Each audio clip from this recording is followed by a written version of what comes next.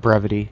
All right, you hear them say splash or break left, break right, but the reality is, fucking those comms blew, and that movie made such an impact that 90% of the people, at least within UOAF, that are new, they're expecting that kind of stuff to happen, um, and it's just not realistic at all, right? So the whole purpose of brevity, aircrew communications, and being able to set a standard is so that everybody is on the same page, and that everybody knows, the language or the etiquette, so to speak, of crew communications within a flight, or if you're talking to a JTAC on the ground, there's a standard that's set between basically all flight members and everybody that's in participation. Wanted to show you guys that clip because it's probably one of my favorite movies, but on the same note, it's one of the movies I hate the most. Because after exposure to flight sims and being nerdy and all that, I realized how shitty of a movie it was because of that. And the communications is the number one reason why it's one of my favorite and worst like movies in the same function, if that makes sense. So with that said, we'll proceed on. So I'll give you an introduction. My name is Fluffer. Fly with the OF here on a regular basis, fly DCS, BMS, F-16, and also play on the server on primary, primarily in support roles, whether it's like platoon sergeant or a JTAC role or anything of that nature. I usually avoid, I wouldn't say avoid, but my strong points are more in support roles because that's what I have real experience with. 7 years in the Air Force. I fly MQ-1 Predators in the Texas Air National Guard. And so brevity, communication, and having a standard is very important. Real-world experience. When I first started my job, training, if you want to call it that, the 2 years that I had to go through school just to learn how to fly the damn plane, probably about 6 months of it was just learning how to communicate. Whether that's through briefings, whether that's through, debriefings and telling people how they screwed up, or learning how I screwed up and listening. Communication is a very vital and very sought-after commodity within the military because it ensures cohesion and it makes sure that everybody's, like I said earlier, that they're on the same page. And I guess the next point is, how do we get to that point where you guys are all going to be on the same page? And that's what the whole purpose of this course is. It's for me to get a group of individuals that have been playing for a while, that have a lot of UOTC course background, that have the official training, if you want to call it that. And now we're going to tie it all together and make sure everybody's on the same page. That way, when you get into the server, you're not getting a less experienced dude with a more experienced dude with the same training, and they don't know how to communicate with each other. At least you guys all have a general knowledge of how the primary works and all that, so you'll understand the basics of communication. And in my opinion, you can have the best gun, you can have the fucking biggest caliber bullet, but if you can't talk to each other, you're pretty worthless to me. At least that's my opinion. I don't know if other people agree with it or not, but if you don't know what you're talking about, then what good are you to the whole big picture?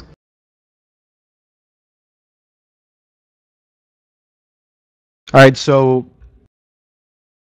just by a show of your name, just light your TS key. How many people have flown fixed wing or rotor wing in primary?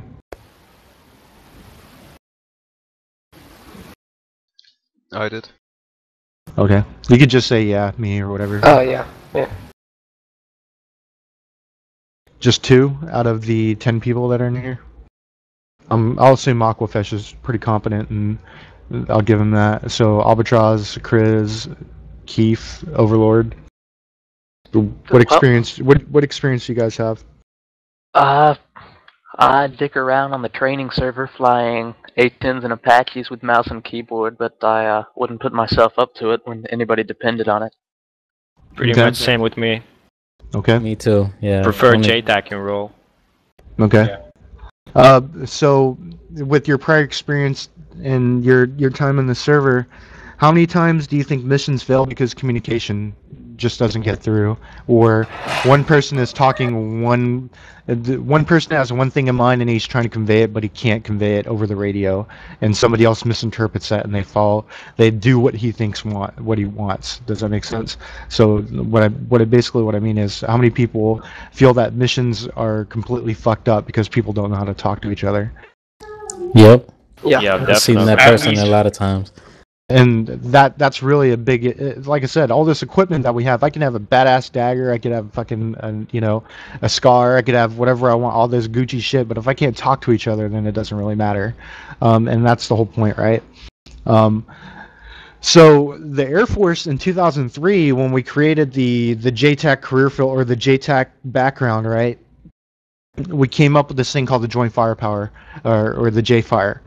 And basically what it is a standardization between all branches of the military, whether you're in the Marine Corps, Air Force, Navy, Army, even the Coast Guard.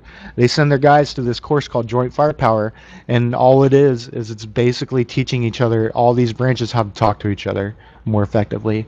Prior to 2003, we didn't have, well, we had that, but it was all sorts of fucked up.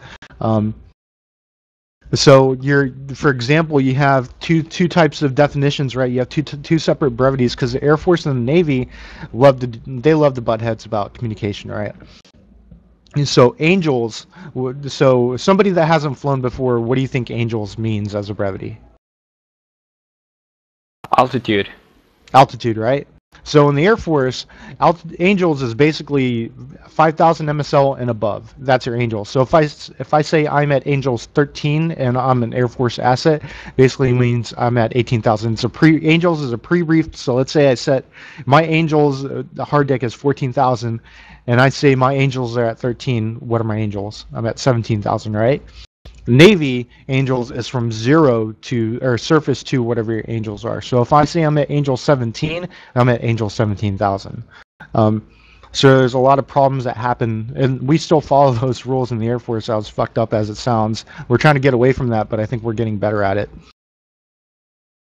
Yeah, wouldn't it make more sense just to reference from sea level or ground level all the time? It would, but we're the Air Force and we like to do shit the most difficult way possible, so that's why. So here's a standard, like, as an aircrew, you won't hear this in ARMA, right?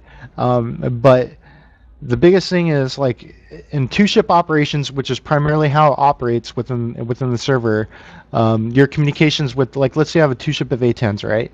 And I've got my wingman. Who do you think handles the communications between those two flights, or between the two planes? The lead. The lead, right? The lead always handles communications. Whether you're talking to the JTAC, the lead will always initiate comms with the JTAC, and then through his own channels, we relay that information to his wingman. And why do you think he does that? To make comms more clear, and I don't know. Makes the comms clear, and it creates organization within the flight. That way I can disseminate the information for myself and then assign what I need to do to my flight mates. And that's very important stuff, because if I had an 8-ship flight and I've got an 8-ship CAS element and I push them all to one JTAC, 8 people are going to try to talk to that JTAC. Shit's not going to happen. All right, the same reason why in ARMA certain people in certain missions have 343s and some people don't, because the people that need to be talking have the essential equipment. When you're flying in an airplane, though, you always have a radio. It's your primary means of communication. So that's the one thing I want to get away from, is, the number 2, unless I'm directly addressing him, to communicate with me. I want the flight lead to handle that, and within the short range radio, communicating between the flights, and then having the lead on the long range communicating to JTAC. Not saying that the other flight members won't have a long range radio. They'll be able to monitor, but it's the sole responsibility of flight mate. That's the first thing that we teach in UAF when people start flying with us, is basically we have leadership hierarchy within the flight, and if you are a subordinate to that, you will not talk on the radio. And reason why is because when we do 12-ship operations, it's important that only 3 people talk, and that's usually the package commander, flight commander, and element lead. All right. So You as a lead flight, or you as a lead pilot within your flight, or even as a JTAC with an TACP team, or I'm sorry, like a four-man JTAC team, you need to establish who's going to be communicating to the air assets. It's very important that you do that because it creates more cohesion, it creates less confusion, and it gets the message across a lot faster instead of having 5 people talk on the radio. Make sense? Yeah. So primarily what we do in ARMA with JTACs and rotor wing and fixed wing asset is help the guys on the ground, because ARMA is a centric game based off of that. You're in a ground scenario where you're fighting people on the ground, and it's important that you convey your message to the air assets above as your TACP or JTAC. And even if you're just a Joe on the ground without a JTAC, or let's say that you're PSG and you need to get a medevac going, it's important that you understand the concept or the standard that needs to be established for that. And the way of doing that is, let me get my notes here.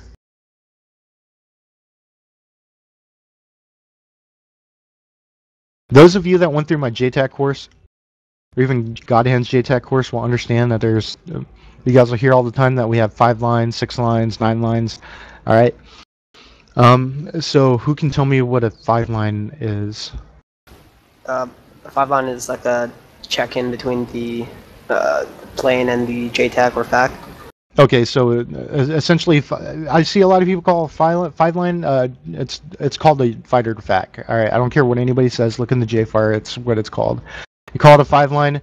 It can be confused for other things because, as people know, we do have 9 lines for CAS, and then we have medevac 9 lines. So being able to convey what you're putting across is very important. If I'm giving you a fighter FAC, I want to know if it's a fighter FAC. I don't need to know if it's a 5 line. All right. So if you're a lead aircraft and you have a wingman, you're going to give that check-in for both aircraft, meaning that you're going to get your ordnance list and how much playtime he has off the wingman, and then convey that all in the one message for the JTAC on the ground. And how do you do that within the crew? How do people do it now? So I guess I'll open that as an open-ended question to people who have flown.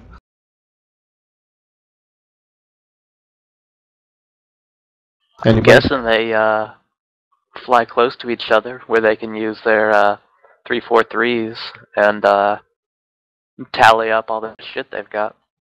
Okay. What I've done is usually if I have like a 117 already, I'll get on use the rack radio to communicate aircraft to aircraft, and I'll set them to 2 different ears, and I'll communicate through that and then relay information back and forth through from the JTAC to the other flights. Okay, so what's important to what kind of information is important to get between the flight before you even check onto the JTAC? Let's say you take off from the field. Doesn't matter if you're in an AH-6, if you're in a or AH-1, or an Apache, or an A-10. You're really looking for who, what, where, when, and basically how you're going to get there. Who you are, what your call sign is, what type of aircraft you are, where you are in relation to the friendly location, whether it's an IP setup. You can pass them your current position, how long you're going to be on station, and your ordnance list and your capabilities. All right, how am I going to affect the target? So what are you guys normally telling JTACs, or even as aircrew within each other, what your capabilities are? I'm assuming that you guys pretty much feel that everybody knows what your capabilities are, right? Is that accurate? I mean, I would say that most people who play here know what an AH-64 does. Okay. What's wrong with just telling them every single time?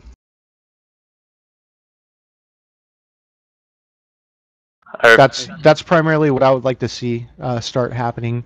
And like I said, this Aircrew Communication Course is really a 2-way communication course between the instructor and you guys, because I want feedback, because I will start developing SOPs for JTACs and CAS aircraft. No, I mean, you're definitely right. I agree that they need to be briefed on it every time, but at the same time, I'm not entirely sure where you were going. All right. Well, reference link Everybody pull that picture up. And as Gabe said earlier, a 5-line. This is essentially what's called a 5-line. It's a close air support check-in and a situation update. All right, so this is how you're going to initiate, or what you're going to use to initiate the communications between rotor wing, fixed wing, and your ground your ground assets, whether it's your JTAC or your whoever's coordinating medevacs or whatever. You can use this format even within squad level tactics as well. If I know a lot of guys use ACE reports as well. If you want to give a more detailed situation update, just reference format 14 below in that picture, and it's basically got everything that you need right there. That's what I use as a format. If I'm a fucking squad leader and I need to convey a very specific form of report to the ground force commander, if, like, let's say I have a very specific objective, I usually use something like that. All right, whether it's my situation update, threat activity, that's a good template to use. Just take it or leave it. I recommend that you guys study that and start looking over it and getting familiar with it, because all it's going to do is improve your communications between the flight and the guys on the ground.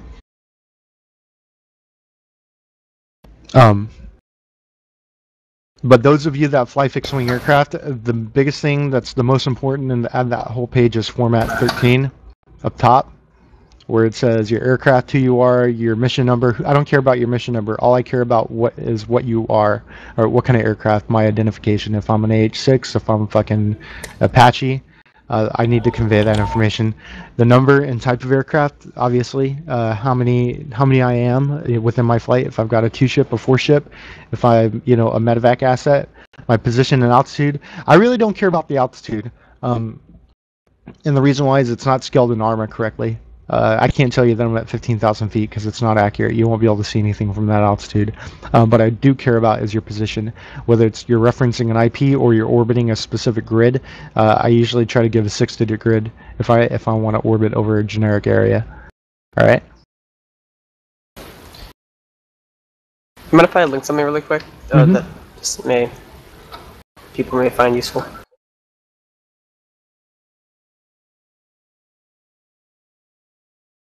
I got a question for Flyboys. I wonder how do you note everything down in 9 lines when it comes in Arma 2 while flying, since in this game you don't have like orbiting waypoints and all that.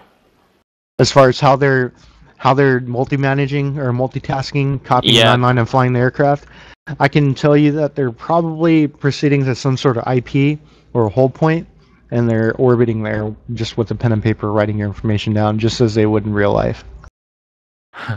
Amazing. If I could, I could probably answer that question also. I'd do that in ARMA. I usually just, when I'm at the control point or IP that was set to by the JTAC, I'll usually just like fly in a straight line when I'm receiving something, but make sure that I'm not heading towards the AL, bring my nose up like 5 degrees, so that, because you always dip down, you can't really use trimming in ARMA.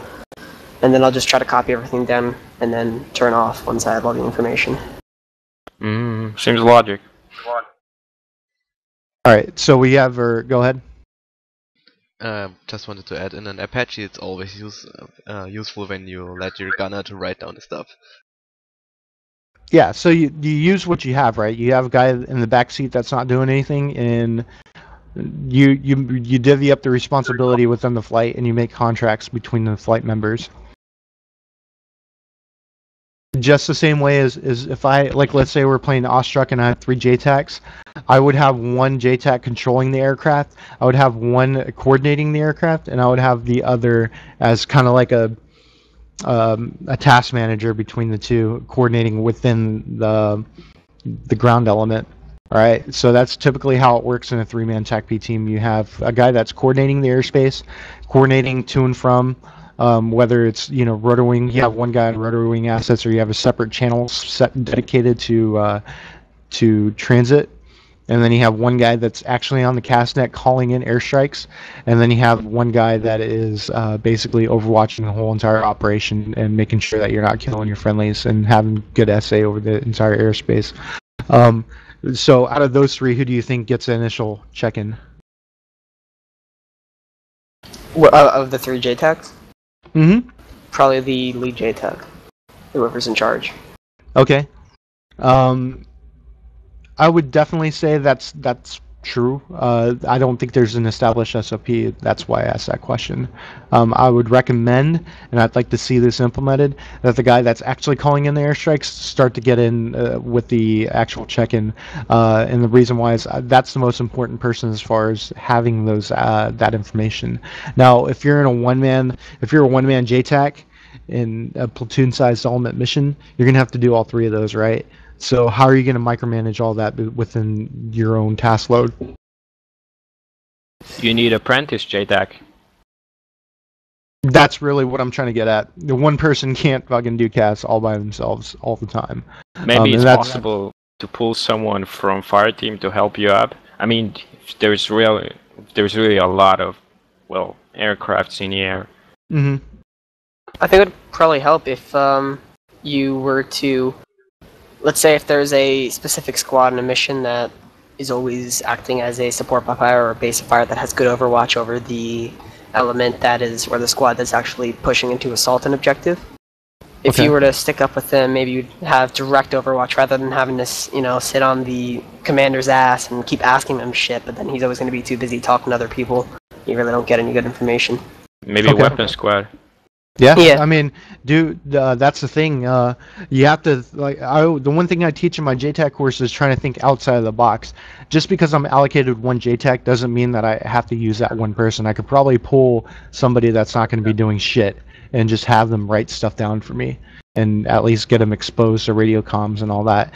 Preferably somebody that's fairly new, that's comfortable with working radios. Or somebody within the command element, whether it's the PSG that's not doing anything but coordinating a fucking, a CASEVAC or anything like that, or casualty collection point. It's up to you as a JTAC to convey that to the leadership of that mission of what you want. And this can be applied to pretty much any scenario as well. Whether you're doing convoy ops or, just if you don't have CAS assets and you're trying to coordinate a helo drop-off or something like that. Random question here.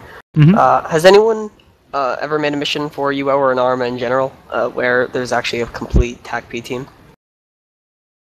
There is one, I guess. It's the exam, but it's only for 5 or 6 people, don't know, and laggy as hell.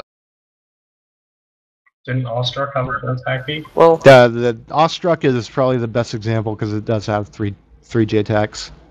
It's better than that. Yeah, I think it was broken or something.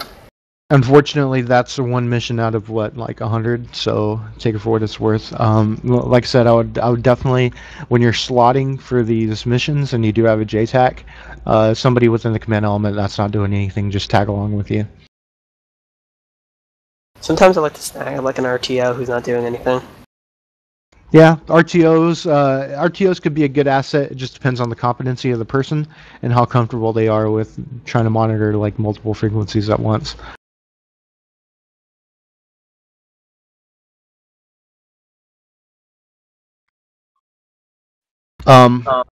So that's really the biggest thing is divvying up the work, right? So we've covered basically how I'm going to initiate the communications between the aircraft and yourself. More or less, that's kind of the most important part is being able to have organization within that aspect. What else do we have? I'm not even going to go over the 9 lines. The only thing that I would recommend with your 9 lines that you cover, really, I want to play it to the dumbest level possible. The guy that with the least experience with the 9 lines, the only thing I care about is if they know where the target is and where they know where the friendlies are. As a JTAC, you should know that, and as a pilot, you should at least strive to know that. I'm not saying it's a requirement, but it's one of those things that can make or break a mission if you don't know where the friendlies are, but you're copying a 9 line, you don't even know how to interpret that. That's something that's going to have to be covered over some sort of fixed wing and rotor wing course. Personally, I don't fly in ARMA, so I can't really go over that. I don't really feel comfortable telling you guys how to fly in the game. But it's important that the JTAC establishes that right away.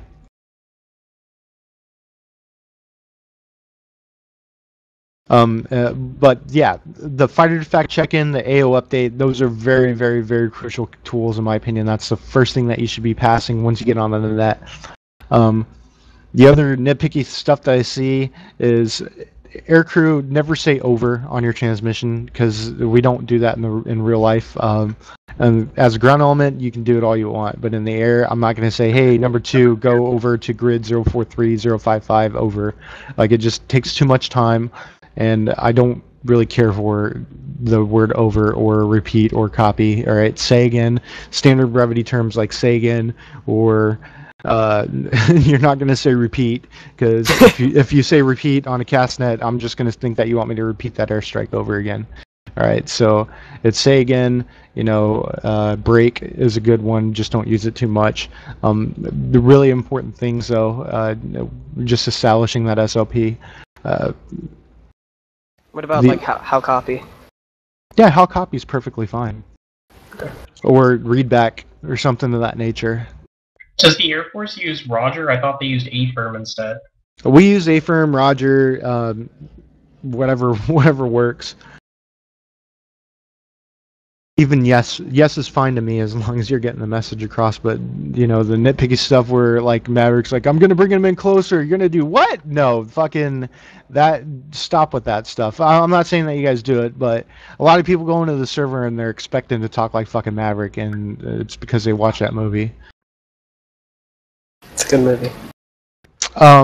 Proper radio etiquette is very important. You need to let these assets know that you're going to be switching nets within the command element, or if you're going to go back to the CAS element, CASEVAC net, or whatever, you need to let them know that you're going to be gone and how long you're going to be before you come back. I see a lot of JTACs or even RTOs that switch radio frequencies and they don't tell anybody. And I'm sitting there trying to contact them for like 5 minutes and they finally come back. Where the fuck were you? Oh, I was on this other net. Well, thanks for telling me. I've been sitting here orbiting, scratching my head, trying to figure out where you were. So the proper communication in this example is pushing higher. Is that right? Just tell them, hey, like let's say I'm Hog 11 and the JTAC is Albatross 11. That I want to switch nets, basically Hog 11, Albatross 11, be off this net, 30 seconds, I'll be right back, something of that nature. Just let them know what you're doing. I know it sounds very rudimentary and elementary, but a lot of people don't do it. And as a CAS asset, I need to know how long you're going to be gone and who I need to talk to if I need to get to you. All right. If something comes up and I see a column of T-72s, I need to know where you are so I can get in touch with you. Yeah, that's what I do if I'm JTAC. I just don't say I'm pushing higher frequency or something like that. I kind of saying, in a normal wording what I'm gonna do, just in case if there's someone on the other side that doesn't know what's going on with this lingo. Yeah, and you and even fixed wing or rotor wing, you guys need to let people know that as well. You need to tell them, hey, I'll be off this net, I'm going back to the base to refuel, rearm, I'll be back in 30 mics. Very important that you guys convey that information. I know that some people are pretty good about it, but I've flown a couple of missions where I've got CAS assets that have disappeared for 5 minutes. I'm trying to call in a fucking airstrike and I can't find them. Very, very, very fucking frustrating. The other thing is, don't talk too much. All right. I get a lot of people that are like, I got T-72s in the open grid 055, 066. We're taking fire from my position to the east. All right. Telling me that I'm taking fire from my position to the east doesn't really tell me anything in the air, because I don't fucking know where you are unless you tell me what grids you're at. So it's very important. If you're taking contact, you need to let the CAS asset know. Tell them, hey, from this grid 030, 800 meters, I'm taking fire. All right, that tells me who, what, where, when, basically all the very essential stuff, what I need to know for the CAS asset to get oriented in that general area. Talking too much is a very, very big problem of mine, that not personally, but I see and I observe. I see a lot of people that really don't understand how to convey what they need to say, and they go on, with the three paragraph description of what they're trying to engage or what they're being engaged by. The other thing that I have to say is, who cares about sounding cool? All right. Sounding cool on the radio, like, all right, I have cool points for that. You know, some people like want to sound like Maverick on the radio, but in all, if you need to get something across and it's your first time using a 9-line, I know Godhand and Kraus and all those guys will say don't use line numbers, but honestly, if you're not comfortable with it, you need to let them know line 1, line 2, line 3, until to the point where you're experienced with it and you can use it with, or you can convey a 9-line without using that. Same thing with you know, like a fire mission for Artie. Same type of scenario. Personally, I would rather you sound dumb but getting the message across on the radio than trying to sound cool and leaving stuff out. Make sense? Question. Yeah. When I've heard pilots read back stuff, even sometimes even Hellhound did this when he was acting as a pilot for your JTAC course.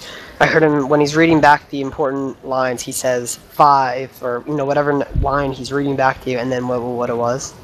Is that? That's fine. Personally, you're going to see a lot of guys that have, I wouldn't say a lot, but you'll see people that do have a problem with that.